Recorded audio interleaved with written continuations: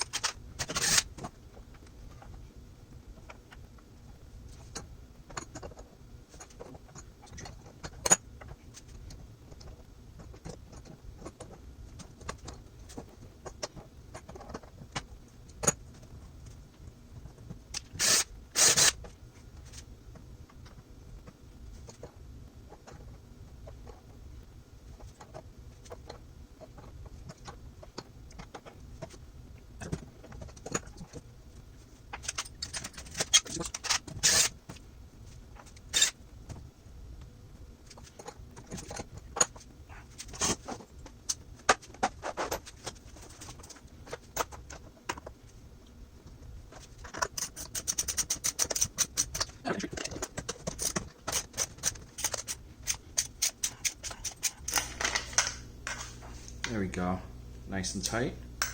I'm going to back that out.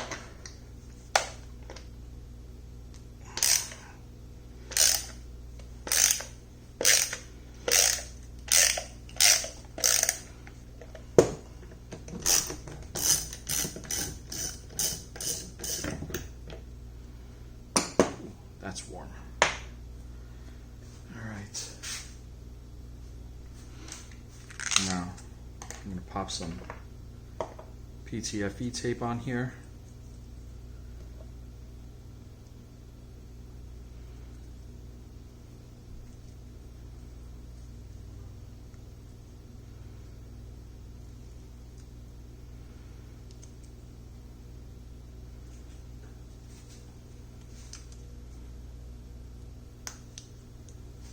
All right, and that's the hardest part done there.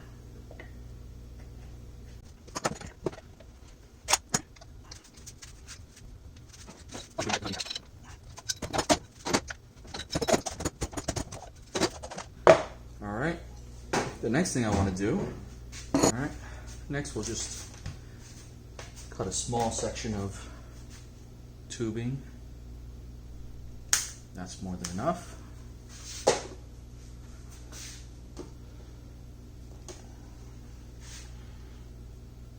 Now, I haven't decided if I want to put a hose clamp on here. I'm probably not going to initially, but I've got them in case I feel like I need them. So we're good there. What I actually want to do is, I have this, but it's lost its stickiness. And I'm going to need this on the inside here. So, let's figure out how much we need.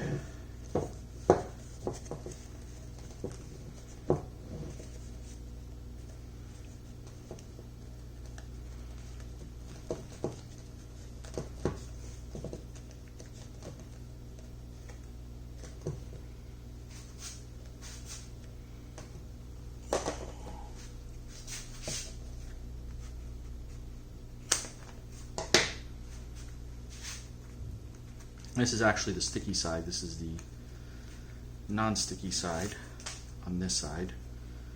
So we're going to use some rubber cement. Now, for those of you who've never used rubber cement, this is not like regular glue. What you do is you apply it to both sides of where you're going to be using the product. And then once you have it applied, you just want to let it dry till it gets super tacky on both sides. And then you're going to go ahead and put the two pieces together. So also do this someplace well ventilated. I'm in my garage. It's not super well ventilated, but I'm not using a lot right now because this stuff stinks.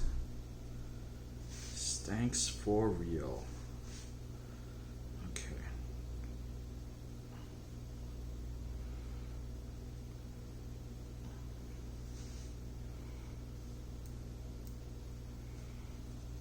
Do that there. And now come on the inside here.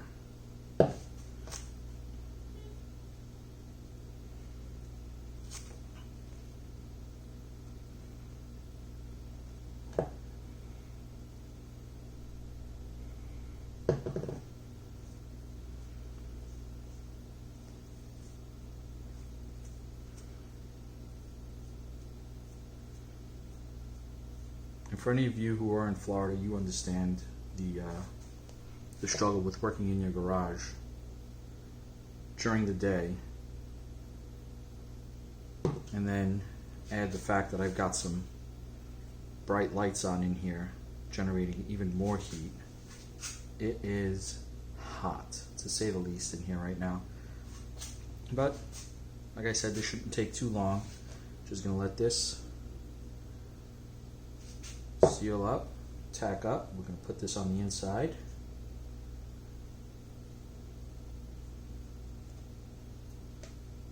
Trim it if needed. And then, yeah, that's pretty much it. Just seal the top. Haven't decided if I need to seal around the threads or not. I might just put some glue on there just to make sure that they're completely sealed, but again, I'll probably run a test on it before I do that. So, there we go. Now, that came off.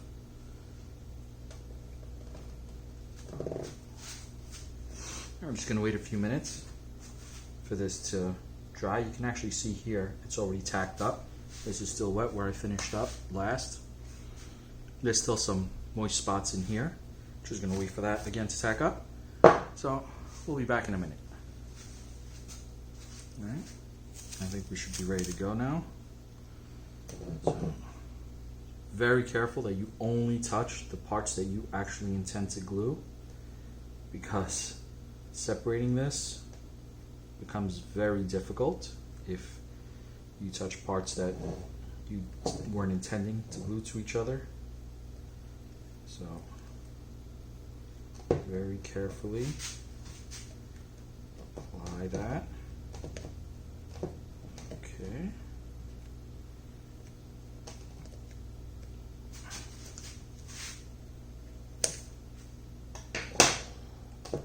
Hate when I do that.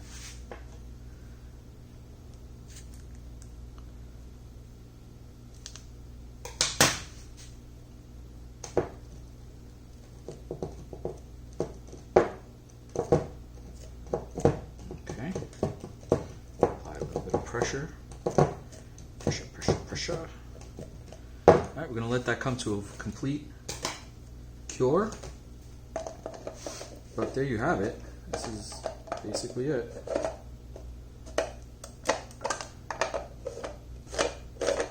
I'm going to throw some Ptfe tape on there. Who am I kidding? At least for the first test. We'll see how it goes for after that.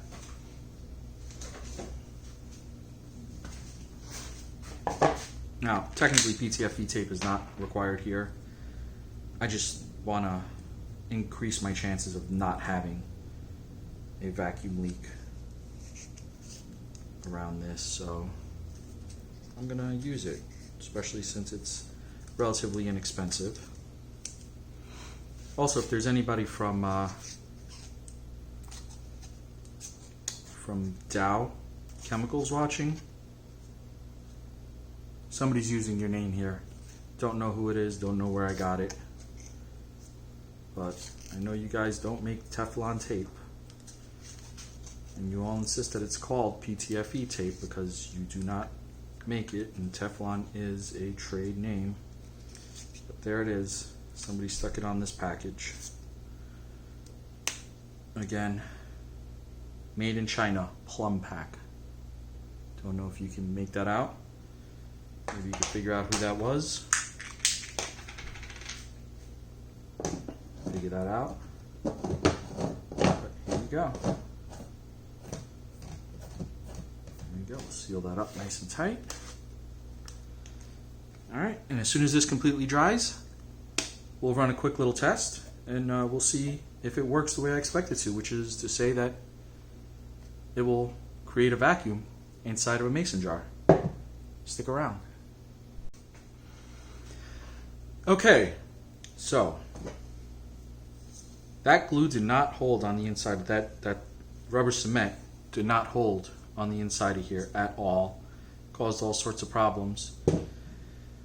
So I thought about it, and I thought to myself, what other solutions are there? And then I thought, King of Random. He had the same problem he had to solve, except slightly different. And he used what he called Proto-Putty, which is simply cornstarch, food coloring, and silicone 100% silicone. So what I'm going to do now is basically replicate his recipe and make basically a form that's going to sit around this bottom edge that can also fit over the jar, making a complete seal without having to worry that the glue is going to come up, because it's going to be on both sides. There's going to be a lip. So the first thing I want to do is a piece of parchment paper, and I'm going to draw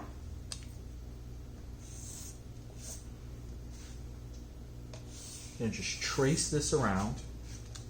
Now the reason why I'm tracing that is so I know what the outside edge of this is, and I know I need to come past that by a little bit, but I also know I need to go inside of that by a bit. So we'll just put this close to center in here. We know we have to come to at least this edge right here, right? So we know we need to come into at least that edge, and we need to come at least this far out, because this is the outside edge, so we don't really need to go very far out.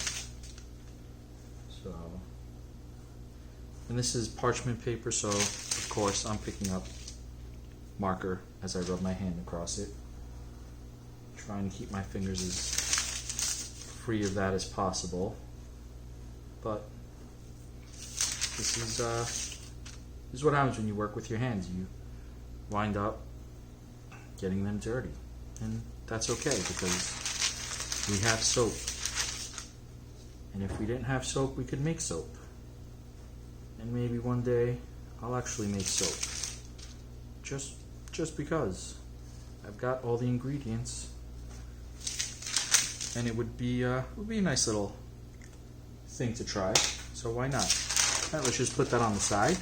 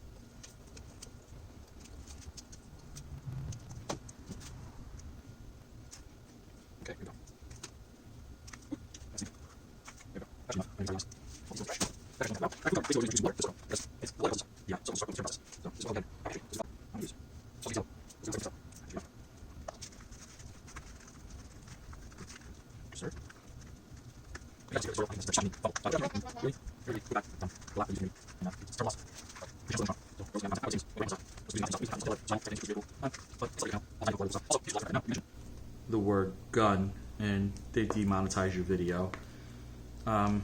Or so I've heard. I don't know. I've never had a monetized video. So, who knows?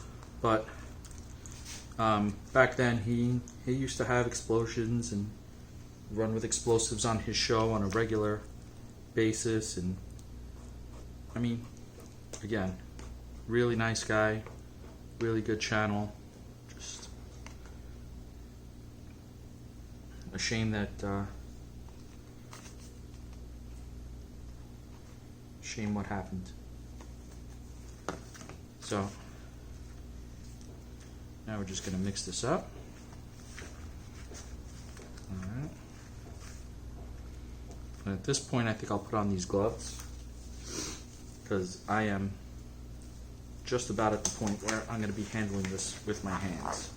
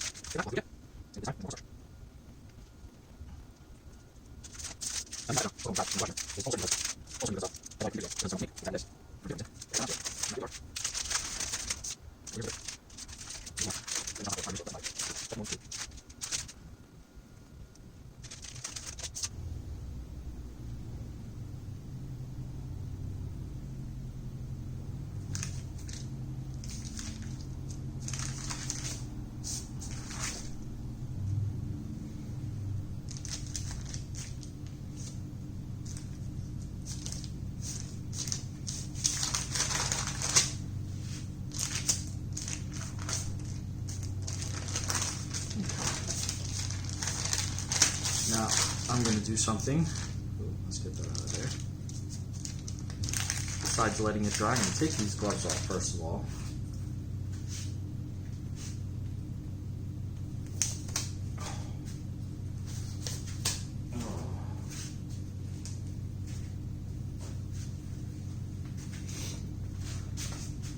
I'm going to take this and going to roughly place it in there. Don't want to press it down so far that it goes all the way through. But that's it. Now we're going to leave it and let it dry. King of Random says 10 minutes. I say probably longer because I needed more cornstarch. And we'll be back in a little bit. Okay, well, complete failure. Don't even bother trying to replicate it. At first I thought, well, first let's start with this. I think this can be made to work, but I need more practice working with this material. It can either take forever to dry, or it can take a few minutes, literally, to dry. And I'm gonna have to do some more tests to see the ratios that I need of cornstarch to silicone, because again, it can go super quick and you have no control, or it can take forever. These are just, there went a little bouncy ball's worth. These are just what survived the various numbers of mangling that I attempted to seal between a jar and this. I then thought to myself, well, maybe the problem is that the vacuum pump that I'm using is just not powerful enough. So I went out and picked up a vacuum pump. Granted, cheap Harbor Freight, but definitely better than what I was using. So that didn't really work either. I even went so far as to convert a pressure cooker. I sealed this hole, basically sealed this hole up, and sucked air out through this nozzle, through that valve here, and that seems to work the best. But I can only do it with wide mouth jars. I can't do it with the narrow mouth mason jars. I think it's because they're just a little too tall, and I don't know. I honestly don't know, but they do touch the top of the lid for some reason. So I've tried a lot of iterations. I'm not giving up on this. I'm going to do some more research off camera, but I just felt like I needed to put this out and say, yeah, no, this is a total fail. This did not work. And if I figure it out, I'll post an update video, but that'll be it for now. Thanks for watching. If you like watching these videos, hit the subscribe button. If you like watching me fail, go ahead and hit that thumbs up button. And if you have any questions or comments or ways that you think this might work better, go ahead and leave a comment and I'll get to you. Thanks again.